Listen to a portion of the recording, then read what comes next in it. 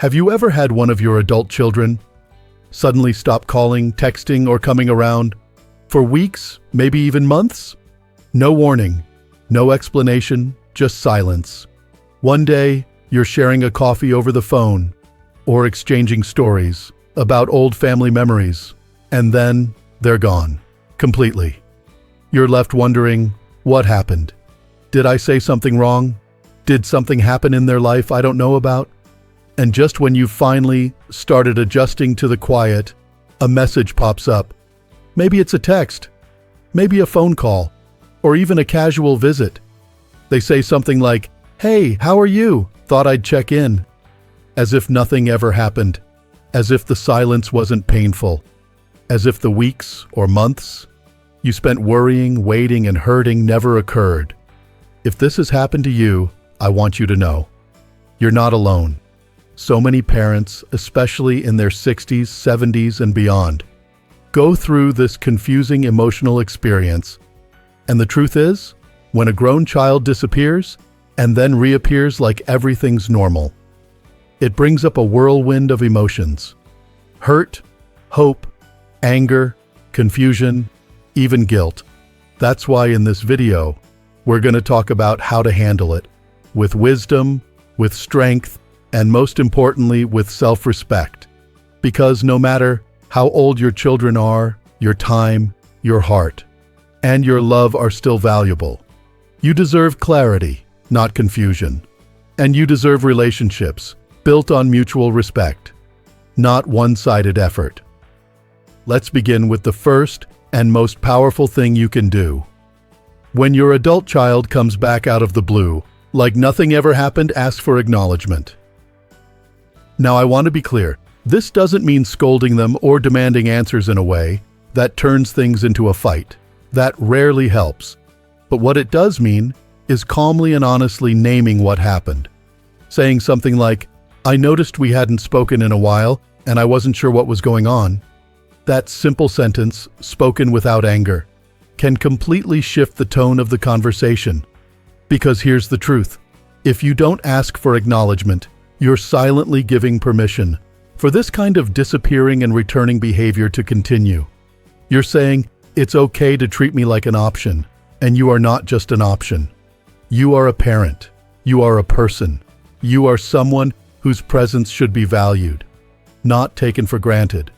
When you gently bring up the absence, you're letting your adult child know, this relationship matters to me, and how we treat each other matters too.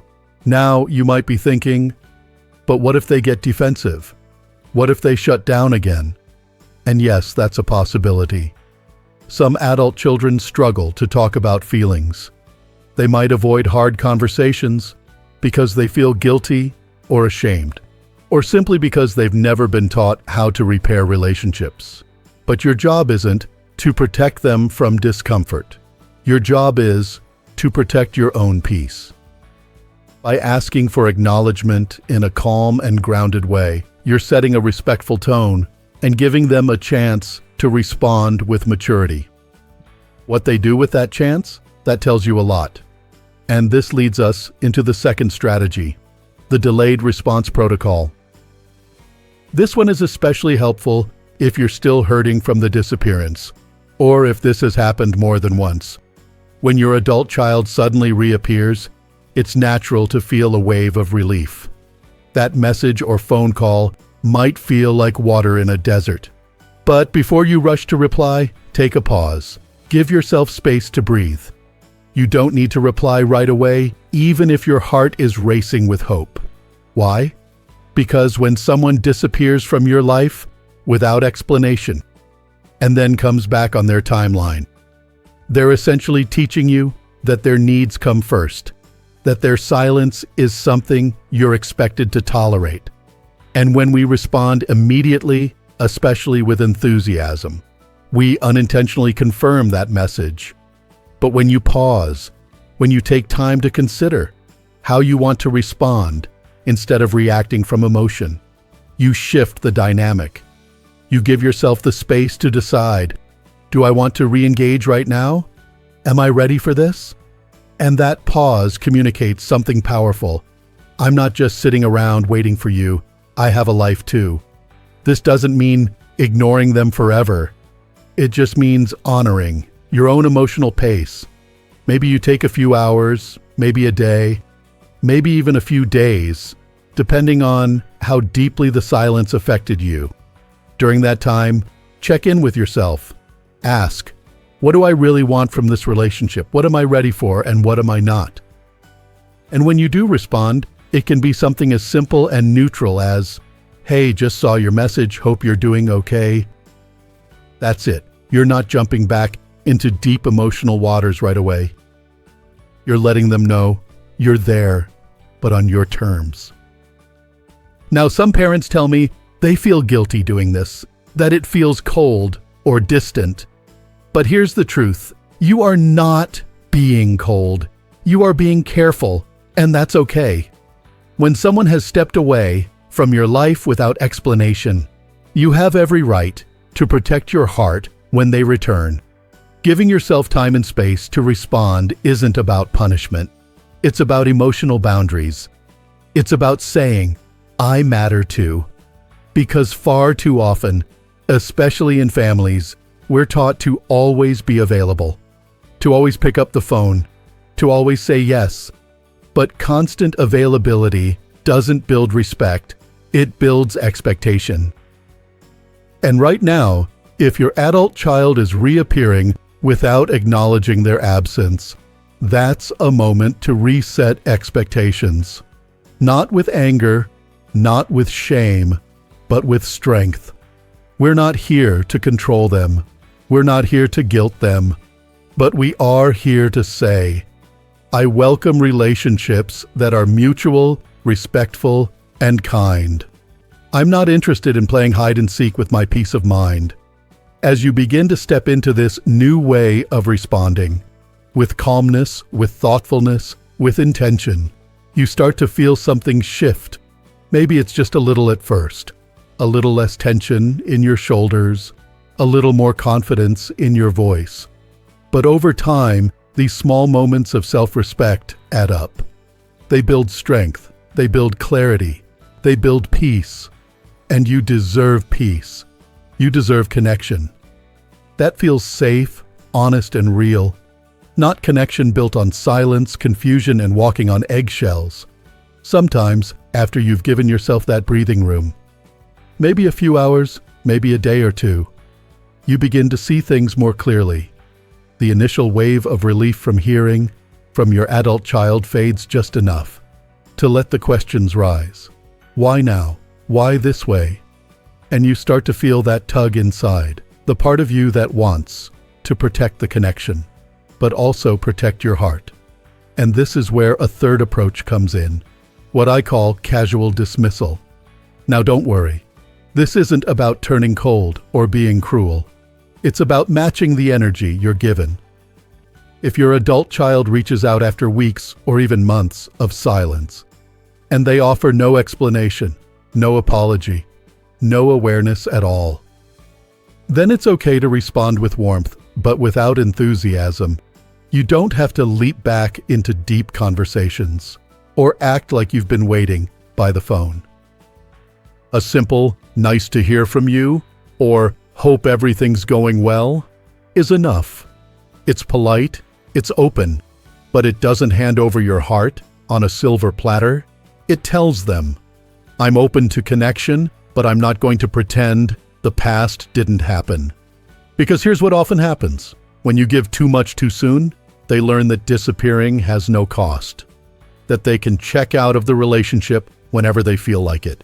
And you'll still be standing there with open arms, no questions asked, and over time, that erodes your sense of dignity. It makes the relationship feel one-sided, and you deserve more than that. So instead, you match their tone.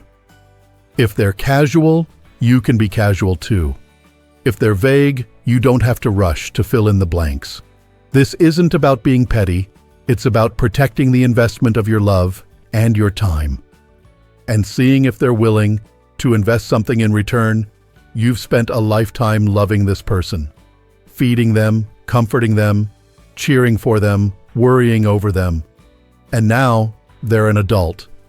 And adult relationships go both ways. If they want access to your heart, to your time, to your energy, it's okay to expect effort. It's okay to expect respect. Some parents worry. If I act too casual, will they pull away again? And the answer is, maybe. But if they do, that tells you something important. It means they were never reaching out for real relationship. They were just looking for convenience. And that's not the kind of connection you deserve. And that brings us to something that can feel a little uncomfortable for some folks. Direct confrontation. Now I know, those are strong words.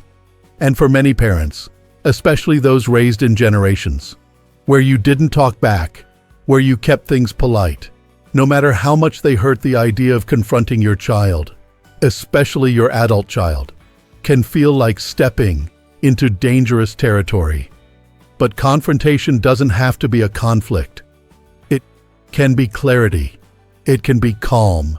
It can be caring. Imagine saying something like, I was surprised not to hear from you for a while, and now that you've reached out again, I just want to understand what changed. Or even more directly, when you disappeared for those weeks without saying anything, I felt hurt. I value our relationship, and I need to know. If something's wrong, can we talk about it? If not, I still need us to treat each other with care. These are the kinds of sentences that open doors. They let your child know, I'm not here to scold you, I'm here to stay connected, but I need honesty. I need respect. I need consistency. And here's the truth. If your child gets angry just because you calmly bring up their silence, that tells you something, not about you, but about them, about where they are emotionally, about what kind of relationship they're ready or not ready for. And as hard as that may be to face, it's important to know, because many of us, especially later in life, are done playing games. We're done wondering where we stand. We want peace, honesty, and real connection, or nothing at all. And that's okay to want. That's healthy to want. So sometimes you have to be willing to speak the truth gently, even if it stirs the waters a bit, because it might be the only thing that leads to real healing or real understanding. Now, some parents listening might be thinking, that all sounds great, but I'm just tired. I don't want to explain or ask or wait. I just want peace. And that's when we get to the fifth strategy, one that's simple but powerful. No response at all. Yes, you are allowed to not respond if your adult child has disappeared from your life, hurt you deeply, ignored your messages or calls, and now returns like nothing happened, and your gut says you're not ready, or not interested, or just done. You don't have to reply. Silence in these moments is not spiteful. It's a boundary.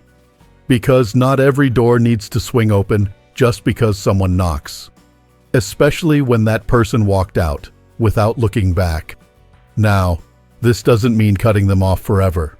It doesn't mean burning bridges. It simply means you're not ready right now. Or maybe you've realized that your peace matters more than keeping a connection that only drains you. And that silence, that absence of reaction, it often speaks louder than any text, call, or letter ever could. It tells your adult child, you can't disappear without consequence.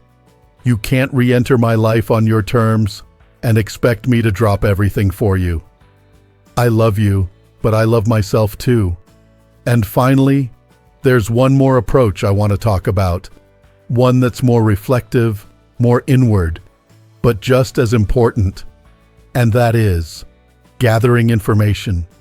Because sometimes, even in these moments of confusion or hurt, we're still open to understanding, still open to learning, not just about them, but about ourselves, about what the situation is really showing us. So when your adult child reaches out and you choose to engage, maybe just a little, you can ask questions, not to interrogate, but to understand. Something gentle, like, what made you think of me today? Or, I'm curious. When things get stressful, is disappearing your usual way of coping? These kinds of questions can open windows into their world, into their patterns, into their maturity, or their struggles. And while it might not change what happened, it gives you insight. And that insight helps you decide what to do next, wisely, calmly, and without guilt. Because here's what I believe. Every moment with someone is a chance to gather information about who they are, about how they handle conflict, about whether they're growing or staying stuck, and most of all, about whether they're ready to share a healthy relationship with you. At some point in life, you realize it's not about having the perfect relationship. It's about having relationships that feel safe, honest, and mutual. And when it comes to our grown children, that can be one of the hardest truths to accept. Because deep down, we still see them as that little boy who used to run through the house laughing, or that young girl who once held your hand and never wanted to let go. But people grow. They change. And sometimes those changes include pulling away without explanation, only to return later, as if time stood still. What we've been talking about isn't about punishing your child for that. It's about protecting your peace, your dignity, and your emotional well-being. So whether you choose to speak openly, take your time before responding, or even stay silent altogether, you are allowed to make that decision without guilt. There's a truth I'd like you to hold on to. How your adult child treats you is not a reflection of your worth. It's a reflection of where they are in their own journey, and how capable they are or aren't of maintaining adult relationships with respect and reciprocity, and your response. That doesn't need to be about them. It can be about you, about what helps you sleep peacefully at night, what keeps your spirit calm, and what protects your heart from being pulled into a cycle of disappearing and reappearing love. Let's revisit the heart of this conversation for just a moment, not to repeat, but to reflect. When someone disappears and then returns like nothing happened, it creates confusion. It pokes at the softest parts of your heart, the parts that long for closeness, for reunion, for healing. And that's okay. That longing means you care. It means you're human. It doesn't make you weak. But acting from that longing without boundaries can lead to more pain. That's why these 6 responses matter. They're not rules, they're tools. And tools are there to protect, build, and restore. Asking for acknowledgement helps you. Bring honesty into the space. Delaying your response gives you time to check in with yourself before reacting from emotion. Matching their casual tone with casual dismissal shows that you're not waiting to be picked up and put down when it's convenient. Directly and gently addressing the behavior brings clarity and opens the door for accountability. Silence reminds both of you that access to your heart isn't automatic. It must be earned. And asking thoughtful questions allows you to gather the truth. Not just about what happened, but about where things might be going. These aren't just reactions. They are choices. Mature, grounded, and deeply powerful choices. Now, let's pause for a moment and talk about something that often gets overlooked in conversations like this. Grief. Because sometimes what you're really facing isn't just confusion or frustration. It's grief. The grief of losing the kind of relationship you hope to have. The grief of watching your adult child become someone distant, unpredictable, or even cold. The grief of realizing that love doesn't always look the way we imagined it. And that grief is real. You are allowed to feel it, but you're also allowed to set it down. You're allowed to say, I can love you from afar. I can hope the best for you without sacrificing the best of myself. I can keep the door cracked without keeping my soul wide open to disappointment over and over again. Boundaries don't mean bitterness, they mean wisdom. And here's something else worth remembering. Your life is still yours. Whether your child calls tomorrow or never calls again, you still have today. You still have laughter to share, people to love, books to read, meals to enjoy, mornings to savor. You still have meaning and joy and purpose. Some of the most fulfilled people I know are those who, after years of struggling to fix broken family dynamics, decided to shift their focus inward. They stopped chasing connection and started building their own peace. They learned that waiting for someone to return with the right words kept them stuck. So they let go, not of love, but of attachment to how that love had to look. And from that letting go, they found something unexpected. Freedom. Freedom to feel good again, to stop rehearsing the past, to stop replaying every unanswered message or misunderstood conversation, to start living, not waiting. Now maybe your story isn't that far along. Maybe your child is reaching out and there's real hope of rebuilding. That's beautiful. And if that's the case, let them show you who they are now. Let their actions, not just their presence, tell the story. Let them earn back trust, one honest word and consistent step at a time. You don't have to rush in. You don't have to prove your love. It's already proven by everything you've given, your years, your effort, your sleepless nights, your prayers. This part of the journey, it's about balance, loving while holding your ground, being open without being wide open, listening without losing yourself, and trusting that you are just as worthy of love, effort, and presence as anyone else in your family. If something in this video spoke to you, if it reminded you of your story or gave you a new way to think about an old wound, I invite you to share your thoughts in the comments below. Sometimes the most healing words come from someone else who's been there.